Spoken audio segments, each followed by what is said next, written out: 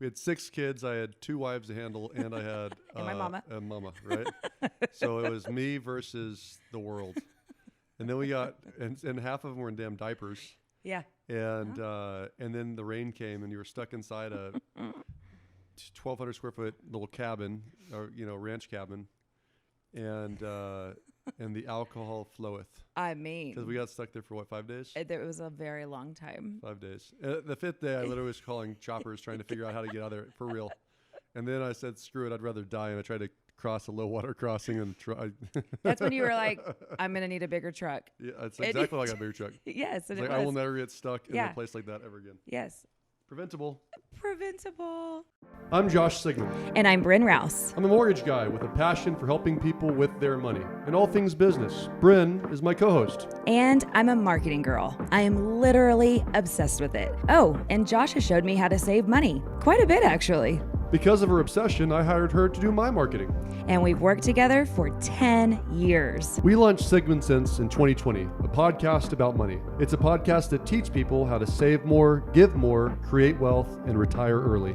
And we recorded and published 34 episodes. People liked it, and it was so fun. But most importantly, we helped people. So we're excited to announce we're doing a 2nd season. And we're mixing things up. We're moving away from money talks to focus on all things business. Leadership, management, team building, book reviews, hiring, firing, operations. Motivating teams, lead generation, time management, personality profiling, closing skills, And of course, money. and marketing. We are inviting you to continue this journey with us, and we want your input. What topics would you like to see covered? Email all of your ideas to our podcast email address, sigmansense@gmail.com. And be sure to click that subscribe button when you visit our channels. You'll get notified when we drop new episodes. Are you ready? Season 2, Getting Down to Business. Welcome to Sigman Sense. We are back, Sigman Sense, once again. Sigman Sense. The question on the table today, so welcome back, viewers and listeners. And we're going to talk today about lots of people consider opening companies. Yeah. Small or large, entrepreneurial spirit, right? Welcome them to the United States. And it's a really cool idea and concept. And there's lots of things people should be thinking about before they do so. Mm-hmm. And most people find out the hard way after they've started that they, with a little bit more planning up front, they could have kept themselves out of some grease and kept their business afloat, because the reality is most small businesses don't make it. Like the vast majority of businesses do not make Don't it. make it, And yeah. 3 years is kind of a pivotal year. If you make it, they always say a third's going, a third's coming, a third's in it for life. Mm-hmm. In anything that requires, commission sales or literally a company, a brand new company, it's all about revenue, top line, but money management. But at the same time, you can have a great widget and no salespeople to sell it. Right. And you can have great salespeople with crappy operations and bad widgets, right? Yeah. So And there's lots to be talking about. there is a lot to talk about. And I find myself coming up with lots of ideas. And some of them are crappy, Yep. and some of them may not be crappy. However, without knowing the right questions to ask myself, it makes it, or the things to consider, it makes it hard. Daunting. Yeah, to even have liftoff.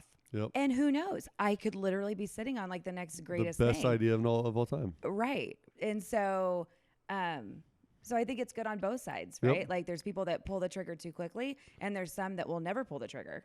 So hopefully this will help kind of So guide walk people along. through, there's lots of articles to read. And so when this one was asked of us to cover, I've opened several businesses. I've got lots of corporations and LPs personally, and I'm involved in other organizations as well. And so I was asked, basically, what would you be suggesting for people to think about before somebody opens up a company? And so just like what I hope everyone else does, you can research stuff. So from personal experience, we got some stuff in there from stuff I read before this. I'll share those as well. Mm-hmm. And there's plenty of resources online that anyone can go to. Right. And if it's said about 50 times the same way, it's probably right. And if it's said Probably one true. time and you can't find it a second time, it's probably something to reconsider. Yeah. But I really think that, here's something I've said in several episodes, and I think it's so true, is that a vision without a plan is as worthless as a plan without execution, right? So what you just described is both ends of the spectrum. There's plenty of people that start immediately, not think things through, so they're executing, and they're still screwed because there was no real plan and no real vision. It was just like, I know this will work, I'm going to do it, right? And on the flip side, there's people that have this amazing vision of a company or a service or a product that they want to take to market, and there is no plan behind it, or even they've gone so far as to create a plan, but they never fire the shot and start moving forward. And I think that they both have their detriments. And so somewhere in the middle of working through it is the key. And I think that it all begins with proper research, right? Whether you like research or not, just taking the time to do a deeper dive about a specific idea is always, in my mind, the first step. So do you think that includes, well, I'm assuming you do, but the competition? Competition for sure. So one thing that I find really interesting is, okay, so my most recent idea, which you already know about because I told you we need to do it together, was the batting cages. Oh, yeah. So many people will say, well, that's already been done. Right. There's already, somebody already has that, or that thing exists. And obviously in the idea of batting cages, yes, of course they exist. I know that. But some of the ideas that we had, or I had. There happen to be a few McDonald's too, by the way. Right. And so, but I always find that interesting is like, that's what people go to first. Oh, well, that already exists. Yeah. Well, good. That's a good thing. Yeah. That means that there's a proven market. There's a proven market. Right. Yes. But yeah, so when I think about research, there's 3, 4, 5 things that come to mind. For sure, one of them is competition. But there's an asterisk here. I've listened to several monster salespeople and company owners, Grant Cardone type of people, that don't believe in checking out competition because there is no competition to what I'm going to do, right? Yes. So there is the extreme, and the belief system that you're going to do this new thing better than everything else is fabulous in some cases. But also, I think that taking a deep breath to recognize that there is competition. What is the price of the competition? Yes. What are the value propositions of the competition? Are you unique in any way, shape, or form? If you're not unique, if there's no perceived value, then the way you typically win is through price. If the price is the lowest, how many more units you have to sell to be profitable? All that comes in. You also look at who are the big players are, right? Like, I'm sure that now that we realize that Amazon and Alibaba both work, that there's some IT people and supply chain people that are like, shit, let's do that. Yeah. Okay, well, that's great, but understand that the marketing dollars behind Amazon is not insurmountable, but you've got an uphill battle to gain any market share before you get your ass kicked in that space, as an example. It doesn't mean that there's not another space that can't be made, but recognizing who the real players of the space are is super important. I think that understanding of how the industry actually works is a big deal, especially when you get into services. So, for example, I'll just speak about mortgages because, it takes a while for people to understand that there is no such thing as rate of the day, right? So there's no such thing as a rate of the day, right? So people will say, well, I called this bank and their rate was blank. There is no rate of the day. If it's a FHA loan, a VA loan, a conventional loan, whether it's Freddie Mac or Fannie Mae, a jumbo loan, a construction loan, turns out that all the first ones, the VA, FHA conventional ones, are all sold and backed by mortgage-backed securities in the open market, right? So if I enter the space and just think I'm going to charge a rate, well, then you're screwed to start with, right? When you start to understand how the bond market is securitized and how these loans are sold and packaged and where the money is made in a transaction and what fees are reasonable and necessary versus what fees are considered junk fees or gouge fees that need to be removed if you want to stay around. Understanding how many how many loans per full-time employee, what the metric is to just stay afloat, what the compliance costs are, what the requirements with compliance are to make sure you don't go to freaking jail. Like, it'd be really great to do the research to really understand the industry that you're in. And I laugh about this because I've got I'll call him a good friend of mine at this point, realtor, that has a tremendous amount of business. Like the guy is a phenom. He's doing 100 closings a month. There's not many of them in the nation. And he's come to me, and not one time, but multiple times, saying, hey, why shouldn't I just start my own mortgage company? And I say, well, do you understand the compliance risks? No. Okay, that's why. There's a big right? one. Like start there. Like, do you understand what the risks are? Do you understand how to mitigate the risks? Do you understand what the profit is? Do you understand how to maximize the profits? Do you understand where the money is made and where it's lost? If not, that's why you shouldn't start a mortgage company. Right. And so you take that across any spectrum.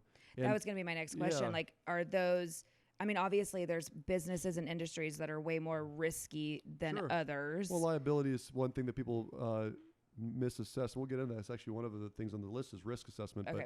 But yeah, I mean, what you're saying is spot on. You know, you think about like, I'm a 20-year-old kid and I want to start a lawn service. Seems pretty freaking straightforward. Yeah. Right? Like it's go buy a lawnmower from Lowe's, go knock on some doors, hand out some flyers and ask for referrals and start charging. But the question is, what do you charge? What's expected and what's the risk? And how many yards can you actually do in a day? Right. How many hours are you willing to work? Walking up to a job and you know, you think about it, there is no playbook for this in most cases. Correct. So you look at a yard that looks kind of normal-ish, maybe oversized, and how do you price it? How do you price So that? do you price it because you walked in a neighborhood and you're like, oh shit, these are $1 million homes, I'm just going to gouge these people? Or are you pricing it by the time that you're going to take to in the yard? Because there's $1 million houses that are zero-scaped, which literally means for the most part it's rocks and it doesn't require grass, but there's a little grass patch. You go tell that $1 million homeowner this price that you're charging the 1 acre of grass lot. Yeah. You're toast, right? Same thing can be said for real estate photography. You know, Randy does some photography or is a real estate photographer, and you know, most photographers charge by the property, but really the way to charge is by square footage. Because let me tell you, photographing $1 million home and a $200,000 home are two completely different projects. 4,000 square feet, 2,000 square feet. Two different projects all the way around for how long it takes to actually photograph the property, to the times of days that you're going to, you know, $1 million property, you're going to want twilights and daytime pictures, and the amount of time it takes to edit because the rooms are bigger, there's more pictures, there's more space. It's a completely different animal.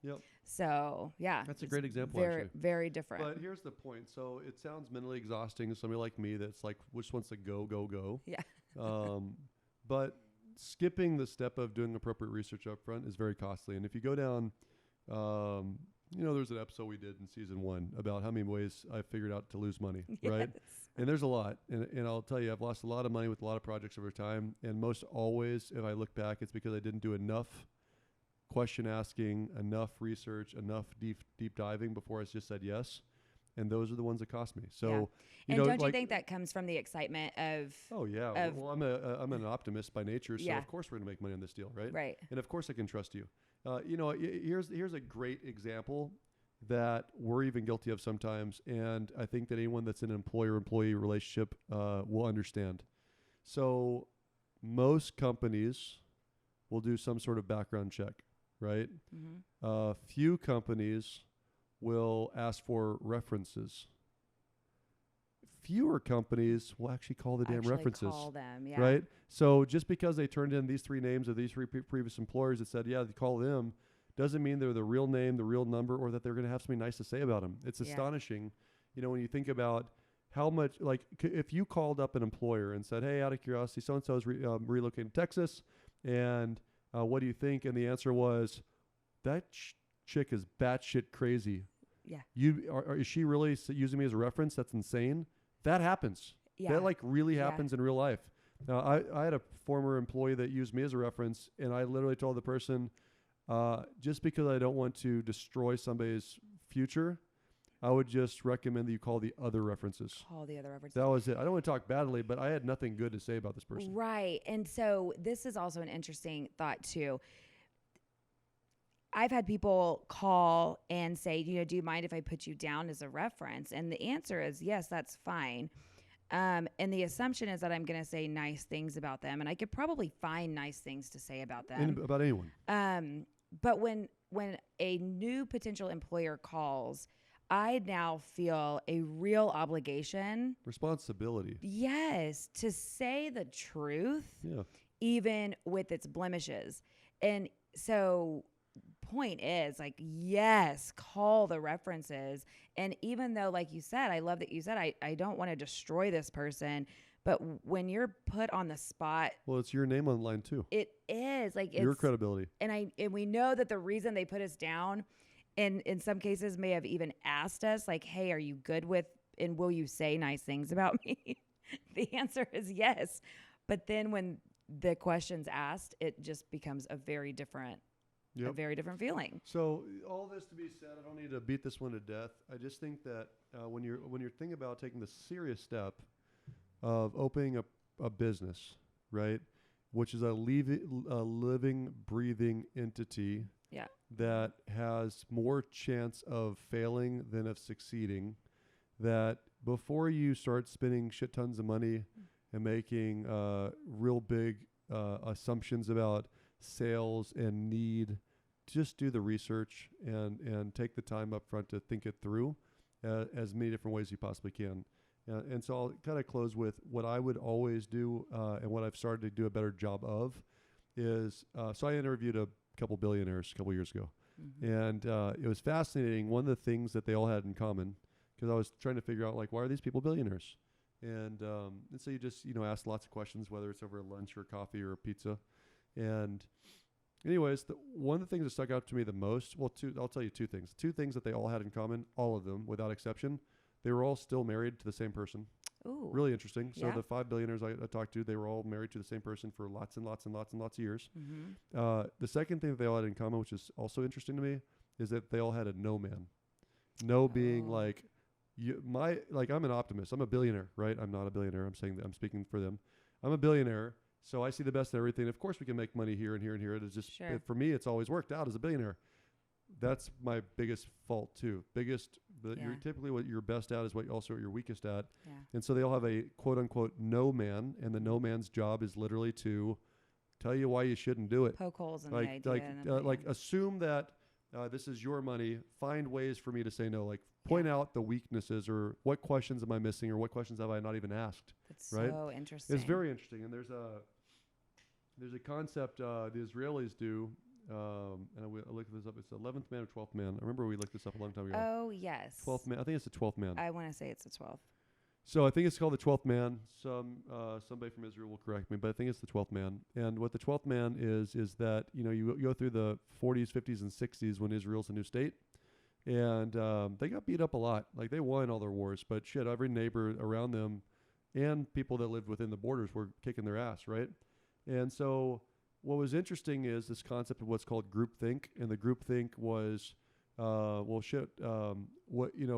if it's the same concept of too big to fail from the early 2000s, that if it's so crazy of an idea, more than likely it's not going to happen. So the groupthink is that's not real. So what the job of the 12th man, we'll call it, is within this top council of security in Israel is to literally take a step back. And if you've got 11 people unanimously saying, there's no way Syria is going to invade us, they'd be crazy. There's no way that Egypt is going to attack us. They've got a peace treaty with us. There's no way that Iraq or Iran would dare to come in with the United States having our back. The job of the 12th man is to assume it's for sure happening. So now my job is to prove it. It's going to happen. That's the no man mentality. And so if you think about this and apply it towards the research aspect of, okay, I'm pretty damn good at what I do, and this is the best fucking idea ever. I dreamed it up over drinks at 3 a.m. Right. Tell me why I'm going to fail. Yes. And it's not that it's to be talked out of it. It's to listen to other ways to view the same problem and make sure and like you said, it'll bring up things you haven't thought about. Right. So at least you then have the ability to kind of brainstorm solutions to those potential problems or find the answer to the things you haven't answered. Prey is not killed by the predators that it sees. Prey is killed by the predators it doesn't see. And so it's the no man's job to say, hey, this is what you're missing. Because missing is typically what takes on a business. So I think we'll stop on that spot as far as research goes. The second thing that that then becomes question is, okay, let's assume that this is I understand the market, I understand the industry, I understand the competitors, I understand the pricing, I understand the profitability. The next question is, who's our target market? And this really goes into demographics, which is more your side of things than mine. Yeah. But it's the marketing aspect of who's our ideal client. Because everyone is not your client for sure. Right. So don't try to serve everyone. Try to figure out who the specific ideal client is, and you can short step how fast you can get to a profitable company by going directly to the source. So I'll just give you a small example, and I'd love to, because you're the marketing expert, I'd love to know what your thoughts around this are. But when you think about who needs something, understanding the book Raving Fans, I remember. If you've not read the book Raving Fans by Ken Blanchard, it's a book my business has been built off of for all these years. But the idea behind it is to find out what you want, then find out what the client wants, and if the two shall meet, to deliver plus 1%. Yes. Okay. So what a lot of people do is they create the what they want, right?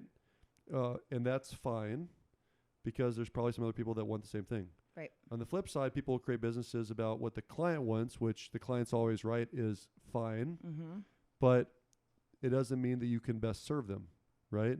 So if you can create a business that you can identify, this is what I want as a business owner, this is what my clients want, and it looks like we want the same thing, then I can work on the world-class experience to stand out in this space. That's what we're looking for as a whole, right? But when I go back to understanding the target market and the audience, really, what we're really thinking about then becomes, let's just say that I develop a computer software, okay?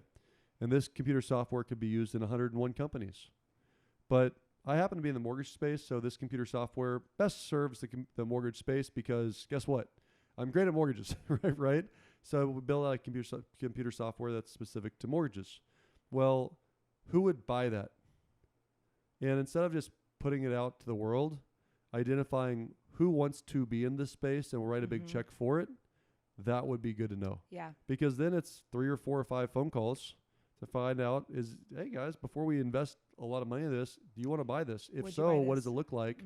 But that goes back to research first, then identify the target market and the audience, because we're trying to really now hone down on what will then become later on part of the business plan and strategy, which we'll get into.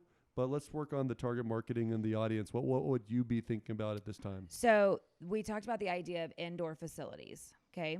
So what is the benefit of indoor facilities? So first things first is, you have baseball teams that people pay a lot of money, especially in Texas, to be a part of. Yep. Okay. Little league teams. Yes. High school and middle school teams, you do all 3 at the same time. All 3 at the same time. And then you make all-stars maybe. Yes. And then you make all-stars, right?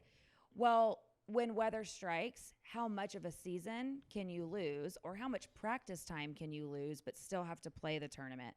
So, or if you're paying all this money and you get rained out of 3 of the 6 tournaments that you paid for up front, how does that work, right? Yep. So there's a huge hole. So if we say, okay, we're solving a problem of of not being able to play a tournament because we can't play on fields that are muddy without ruining them, or we can't play if it rains during practices, but we still have to play our tournaments. Now we're set up to be in a worse position overall, which is, again, not what select people are playing for. They're playing to win. That's a huge opportunity to then go and sell your product to now a target audience of select baseball team owners, right? And so now you'd start sniffing around. If you're on baseball teams, you start talking to the coaches in the Little League and say, how much of a demand do you have for a inside A-seed space to work out? And what would that be worth to you compared to renting out a field that's rained on 50% of the time? And would this help you recruit and or retain more people? Yep. Because as a parent, if that was brought to my attention and now I'm comparing teams, Well, one of the benefits of being on our team is that we You're have really going to practice 300 days this year. absolutely Not and ish 180. correct. And we're going to sign up to play all these tournaments, but really we're only going to get to play a third of them or a fourth of them or whatever. That's pretty dramatic, but we're not going to get to play all the tournaments that we signed up for and you paid for. Mm-hmm. We're eliminating costs and you're maximizing every dollar you're spending on practice time, skills, and so forth and so on. So going back to, I started with what do they need that they don't know they need, or how to use it? That's where that would fall in, presenting that to the coaches as a way to recruit and retain. So I think that's a way to obviously, think about your target market. But when I'm thinking about, okay, so target market, we're opening batting cages. Who uses them, right? What age group, what demographics, what socioeconomic yes. field of people. Mm-hmm. Who goes, right? Where's the closest one? Exactly. Geographically, where's the closest one, which is really, where the idea came from is, I'm driving really far to batting cages and to go and sit there and be super hot with no snacks and no Wi-Fi and all the things that as a mom, I want. So, because you're bougie. Because I'm bougie. And I want to watch my boys play. That's the other thing. Like, there's plenty of parents that are perfectly cool with dropping off and either going to run an errand or whatever. And sometimes I do that as well. But for the most part, I really enjoy to watch them. Yep. I want to see what they're doing. I want to see how they're progressing. And I want a comfortable space to do that in. So, and I would like for it to be close to my house because then you could really maximize, Because you understand time, though. I do understand time. And, they going to target market and location as well. There's this particular batting cages, and probably most of them have membership opportunities that you can sign up for and all of that. I would never buy one of those because of location. Right. And so this all really sense. goes to understanding what you want. So I heard you say direct, so let's say I was the owner and you're the client. What I heard that you want as a customer is AC, Wi-Fi, close to your house-ish. Yeah. I'm sure price close, reasonable.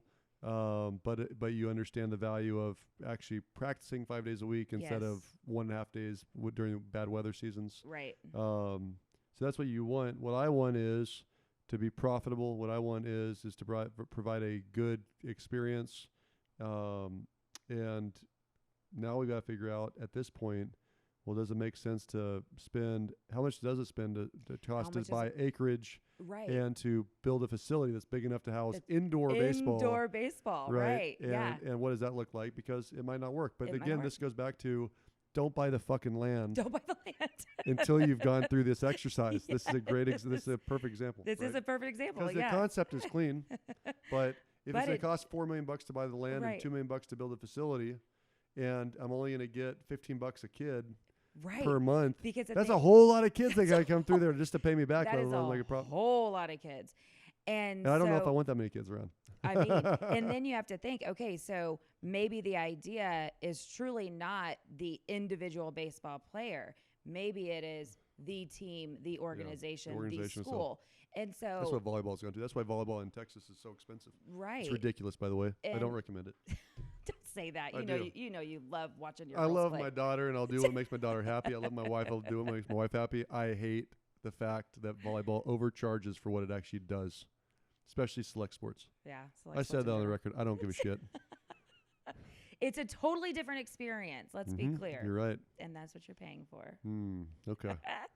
It's okay. If my wife and daughter are happy, I'm happy. Happy wife, happy life, right? So, but I think that goes into your target market too. If you know that you cannot charge enough to make money off of the individual player, and then the focus has to be on organizations and teams, that's a totally different marketing plan in general. So yeah, I mean, all of that goes into consideration. Why do you have this smirk on your face? Because I'm actually thinking about the thing that makes me angry, which is, okay, so let me explain myself because I am smiling. You caught me. You read me like a book. Did you see this too? Is that what that was? Okay. I want my daughter to wear freaking basketball shorts, not the damn volleyball Why? They're bullshit shorts. so cute. Yeah, on a 22-year-old, not a high schooler or a middle schooler or an elementary schooler. Like, come on, people. There's no. It is kind of an interesting uniform. Bullshit is what it is. It's not a uniform. It's a bathing suit. So yes, Well, I she got could 2 be playing daughters. sand Yes, I'm volleyball. a dad that cares. I would prefer that volleyball wore freaking muumuus, and then I'd be happy paying whatever the I fuck wonder they why want me they to charge. do wear the little shorts. It's marketing. It makes no sense. Like the second that Olympic volleyball and sand volleyball went into like G-strings, people started watching, paying attention, and going to the sporting events. Because sand Taking volleyball, nothing away from the athleticism of those ladies, Right. which is insane. which is insane, sure. But it's the truth, right? Yeah. So sand Especially volleyball. Brazilian they- volleyball players. Holy crap. Keep going. What does sand volleyball players wear? Nothing. They wear They a wear bathing nothing. suit, or is it like They a sports? literally they wear a sports bra Yeah. and they wear a thong. I'm not joking. Like basically, if Like you're cheekies. the cheeks floweth, they are there for all to see. And I'm like, explain to me what the functionality. Like I understand So what I'm hearing wearing is I understand wearing a freaking helmet in baseball. I understand wearing shin guards in soccer. I do not understand a G-string in volleyball. Functionally, this makes no sense. They Put need to some be able to fucking shorts move on my daughter. That's fine. freely. Okay. I love you all. Back to our episode. So the target market, I want you to hear me clearly, is not fathers. It is For mothers. volleyball, that's for sure. And it's that's just it's so funny that you said that. The demographics of the volleyball sport in Texas is moms. Yeah. It's moms that want to I don't want to insult anyone. It's a cool sport. It's and a I cool love that sport, it's a female But sport. but it is moms pushing their kids to get in early and There stay in is late. no It's moms. male volleyball leagues, right? No, that's not true. There are. Dude, there's some volleyball males that like jump There are, 30 okay. feet in the air and punch it straight down. Like there's okay, so I don't okay. So there's like leagues Oh yeah, sand volleyball is a real thing, but for males. but for what you see a ton of in Texas, it's a lot of it's female, court female volleyball right. leagues. Yeah. but there's not a male middle school volleyball team, No. right? Or high school no. male volleyball team. No, there's not. Right. No, you there's sand, but it's not But it's a totally different. school sanctioned sport. If that Yeah. makes sense. Yeah. It's very interesting. It It's is. interesting they said that because there is baseball and softball. It's Yeah. like the only sport that isn't both There's male tennis. and female, Both. Yeah, you're right. which is very interesting. Now which you is got male and females playing football actually this time. Mhm. There's soccer, but yeah, that's interesting. It is interesting. And Huh. I think that is We digress. I think that I don't know if it is digression. I think it's like things that you have to think about if you want to be the owner of a volleyball company Yeah, well, or you for sure better understand what your target market is, and it is. Gotta It's funny. So, it's a whole different episode. Yeah. Because I can for sure go off on a bad tangent, but this is such a truth to everyone that's listening, right?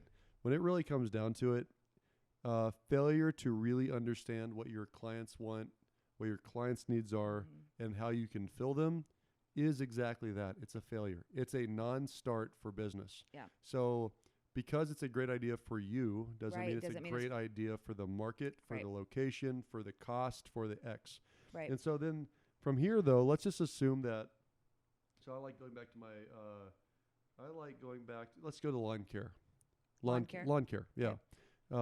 Because not everyone mows their lawn, and there's absolutely a need for lawn care nationwide. Absolutely. And the going back to what you said at the beginning, a lot of people won't even start because they're like, well, shit, there's 1,000,001 right. lawn care guys. A million. Right. Right. So I would argue that there's like 0 to 1 that are any good. So let me explain what I mean by this, right? So I've had yard care for a lot of years. I actually enjoy Mhm. doing lawn work. I like mowing the yard. I've got asthma. And in Texas, when you get involved in Yeah. the allergy seasons, you die. Yeah. It's So really I bad. can't do it. I like my eyes swell shut. It sucks. Yeah. But I enjoy it regardless. If I had a yard guy that would actually treat my yard like theirs, Mhm. I would pay him 5 times what I've paid everyone else. See, and that's what. So this 5 is really times. interesting because to me, not knowing anything about yard care, it is. Does the grass look shorter and nicer when they leave? Interesting. So let me but it explain. would be cool if somebody would explain to me like the Perfect. importance of it, right? Well, let me give you some examples.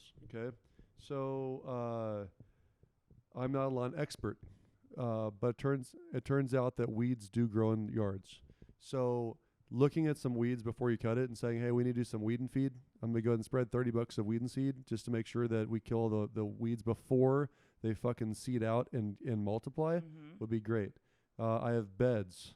So don't just mow and leave. If the beds have weeds in them, Then do something about it. Yeah, Like do the spray weeds. them or pull Yeah. them. I don't care. And if it means charge me, that's okay too.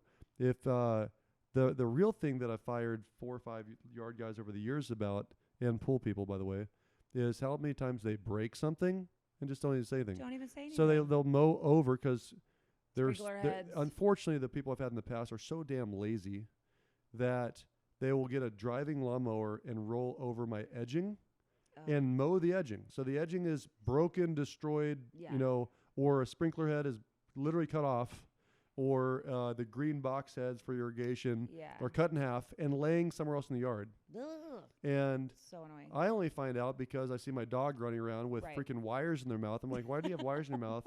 And because they didn't address the damn issue, my dogs ended up eating the wires out of the box because the box was open, which cost me thousands of dollars to repair my irrigation because my yard guy God. just didn't say, hey, I screwed up, dude. No problem. I'll pay for it. Thanks for being honest. Right? Right. So going back to just having somebody that and this is for all businesses, dress you like you would dress yourself if you're Yeah. in the clothing business. Put you in a working automobile, not a fucking lemon. It would be great, Yeah, right? Yeah. Sell me a house that is fully live in it. functioning, Yeah. not has all these hidden issues. Right. Just That going down you that would buy. line. Oh, dude. Yeah. And that goes back to it's not price, it's not value, it's perceived value most of the time. But Yeah. if you can bring value, it's a whole different level, Yeah. right? So where does this leave us? Well, this leaves us at the next step, which is really now you've got to decide, okay, what is the business plan look like, but starting from the very top. And we're going to do a whole series on this. But you really have to identify what the purpose, vision, and strategy of the company is. This can be a 15-minute exercise with you if you're a lawn guy. Like it's pretty easy, right? Right. It could be a 5-week exercise with a corporation or you know, a group of people that need to, you know, all be aligned. But not understanding what the purpose of the company is, not understanding what the vision, the long-term vision is kind of like driving in a direction with Without a map, without a map or a blindfold, Yeah. right? So why are we doing this? Who are we serving? And what's different about you? Sure, One absolutely. One thing that I love about what you designed for the Sigman team is here's the biggest complaints of the mortgage industry and identifying those really clearly and then developing solutions around them. Yeah. And it seems Very clearly at age 23, 15, Yes. 18 years ago. and it seems so logical and probably because it is super logical, but also missed so often. Like we're really trying to get creative with what we're going to do differently. Yep. But if I'm going to start a lawn company, then maybe asking, hey, why'd you fire your last 5 lawn people? Great question. Like here's And pool companies too. here's the biggest complaints of lawn care is that things are broken without any mention of it. That people They don't or show that up when they're supposed show up when they're they're supposed to be when there. they're not supposed. Yeah, they don't show up on Which time. let me explain that because it's like if you're the reason I have my lawn guy come on Thursday is because my pool guy comes on Friday. So if my pool guy comes on Friday morning and the lawn guy comes on Friday afternoon, they blow All the the- fucking yeah. grass into my clean pool. There Okay, you so go. basics like this is actually an important concept. So I love that. It is. So and what would be the third one? The third one would be that Complaints. but you mentioned weeds and the care of the actual lawn and Or tailoring it. understanding of the fauna. Yeah. Flora. Yeah. Fauna, flora. So, knowing those three things, Mr. Customer, Mr. Prospect, like, here's my value proposition. Here's the biggest complaints that I have found in my industry. Yep. So here's exactly what I do differently. I will absolutely be here on time, or I pay the differ. I pay for your next 3 lawn services or whatever. Something very extravagant that shows I'm serious about it. Yep. I will always make sure that if there's anything broken, and let's be honest, things do happen when I'm caring for your lawn. If there's ever anything broken, I will 100% address it and come up with a plan to repair it or pay for it. If there's something that's missed that I didn't know was broken and you tell me about it, we will absolutely come up with a plan, whatever that looks like. And the third thing is I will truly care for your lawn, whether that looks like pesticides or whatever, ants, ant piles, weeds, those things I will absolutely It's care just for. not a hair cutting business, right? Correct. Like, I'm not just going to show up, chop, and leave. Yep. That would pique my interest because I've never thought about somebody please create that company and come to my house. I will be your first company. Charge me whatever you want. Whatever. If you can actually perform those 3 things, I am in. And by the way, I'm a great referrer. Absolutely. I will fill your plate. I'm telling you, I hope some kid, one of my neighbors is listening to this right now. I will for sure hire you and you can have it and I will fill you up. Maybe I'll do it. Just kidding. Dude. I get really excited. It's just so interesting to me. It is interesting. But so this goes back to, so we started with, hey, everyone else is doing it. There's no money in that. No, there is. There is. Just do it well. Do it well. Do it differently. Do Be your clear about what research. what your proposition is. But this is the purpose, vision, and strategy. So what's the purpose of a lawn company? My purpose is that I want all my clients to have a chance at winning the Yard of the Month Club. Oh my God, I love that. Fuck yes, I just created a company. Absolutely. How about this? How about this, yard people? Go to the HOAs because HOAs want their yards in every neighborhood to look really nice. And at some point they can fine you if you don't. Absolutely. So what a selling point to say, hey, I'm the preferred vendor for your HOA, and because you live in this neighborhood, I'm going to give you a discount. But then now the same person is doing the yards for everybody, or which decreased costs because of travel. Absolutely. You do all 4 neighbors at the same time. Do that neighborhood. Yep. Now everybody is uniform, looking the same quality. They're all, have their weeds treated. But that's the idea of, don't go after which is a totally different conversation, but don't go after the individual house. Like, find ways to get bulk business. Totally different, yeah. Totally different. Well, not necessarily, because that goes back to strategy. I said purpose, That's vision, true. strategy. So That's in the strategy piece, what we're talking about is, let me tell you rule number 1 of business. Do you remember what rule number 1 of business is? Make a profit. Yeah. Like, that is the rule of business, make a profit. So the strategy's got to be, because let's be honest, there's a lot. So let's say you're a 20-year-old kid listening, and you're about to spend $2,500 on a riding lawnmower. Yeah. $1,500 on a trailer.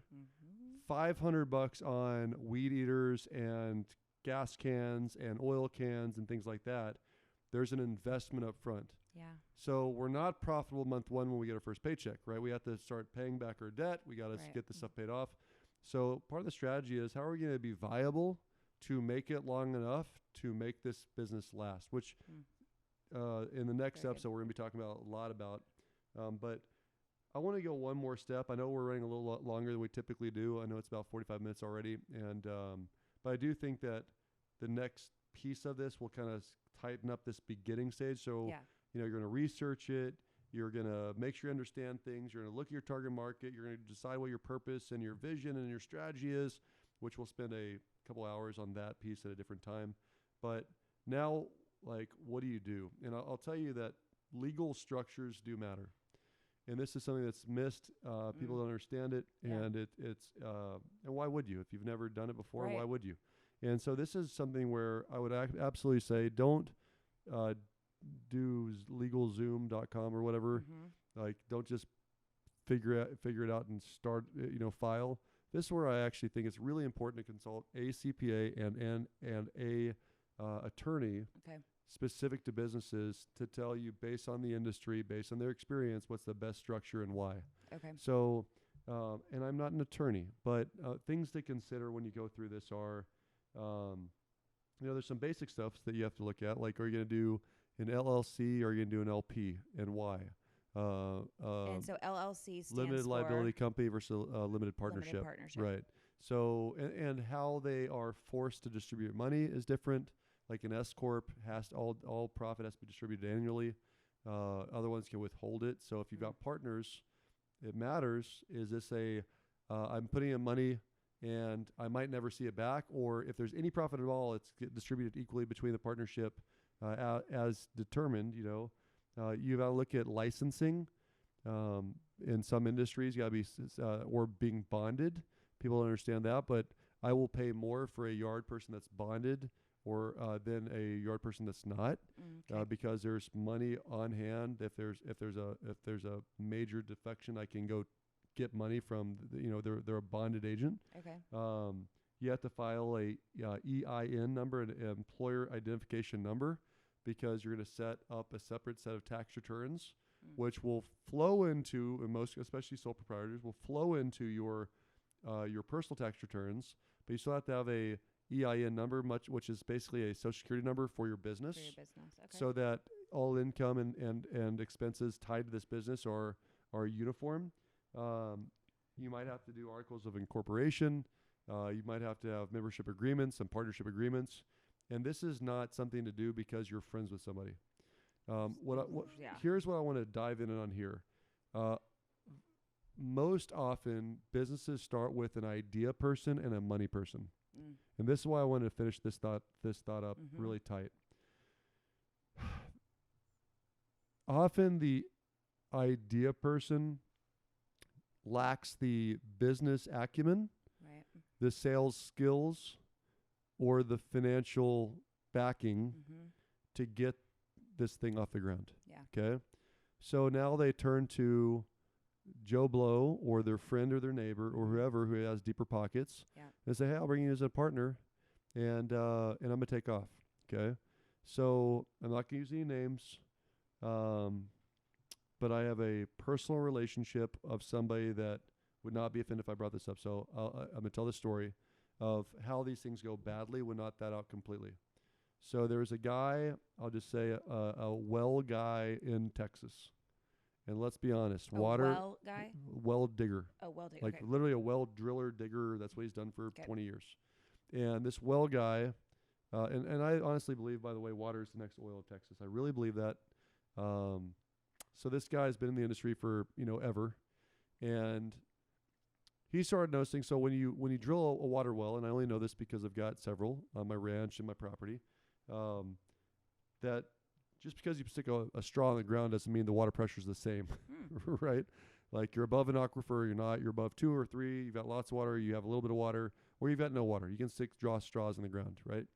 So this guy's done this for 20 years, and he starts to notice as he's hitting certain areas, like 10x the water volume per minute in gallons per minute than in other areas of the South Texas area that he was servicing. So he started to scatter graphic. He just in his office, he would just have a map of where he was at. I'm not gonna get into details, and he would literally scatter plot, like I drilled this well with crazy water. I drilled this well, it had none. I drilled this one, and he started to notice that this trend was in this little vein, there was a crazy amount of water, and he realized that this specific city in South Texas this could be a big deal. So he wanted to start buying all the ranches on this area quietly, because he knew that there was a volume of water underneath it that eventually, if he get water rights, he could sell to the city. Oh, okay. Okay. And this is a well digger. So think about idea, opportunity, recognition. It's probably something we should talk about too, is recognizing the opportunity. But he didn't have the money to buy ranches, right? Right. So guess he called up his attorney. So he called up his attorney and said, hey, this is what my idea is. This is what I think we should talk about. I want to be partners. And so he had his attorneys drop the articles of incorporation. They had the money. They quietly bought up thousands of acres of the area in this area that he had identified as this is a lot of water. And And then they had the water rights, and they had enough, and they called up the city, and they got a multi-$100 million contract for water rights for the next 50 years. Wow. Okay. And part of having a corporation is you have to renew your, every year you got to pay your dues for the state. You got to file your taxes. You got to do these things to keep the entity alive. Okay. So the attorneys were smart and crooked. Oh, no. And it wasn't his job to keep the entity alive. Mm. And so when the entity died because it wasn't renewed, the attorneys grabbed all of it and said, "This is our shit." Oh no! It took 10 years, and the little man won. So the good story is Thank the guy. God. Imagine being a well digger standing in a jury of its peers in Texas, Right. saying, "Dirty lawyers, little Right. water well digger." Yeah. He won a gargantuan amount of money and all the water rights back. Oh, So wow. the story ended very well. That's good. And I got to be there the night that he won the lawsuit. And that was a great night to be a part of. It was a great night to be a part of. Wow. But so you go to understanding like the law side of things, yeah. and not having the people that are Yeah. benefiting be the partners that create the entity. That is a very big good lesson. learning lesson. Yeah. One key here is who maintains control. There's something called a general partnership. Okay. So you've got partners and you've got a general partner. So you could have a limited liability partnership that has 50 or 100 or 1,000 people that all have small percentage ownership of this company. But the general partner typically makes the rules, is the shot caller. When it comes to a tie, they make the call. You could literally own more of the company, and the general partner can say, "Nope, you're fired." Really? Yeah, absolutely. The general partner is in charge. So what happens? So the majority partner is not always the general partner. The general, like, and quite often those entities will have, like our company, there's a 1% general partner. The 1% general partner ultimately makes all the rules.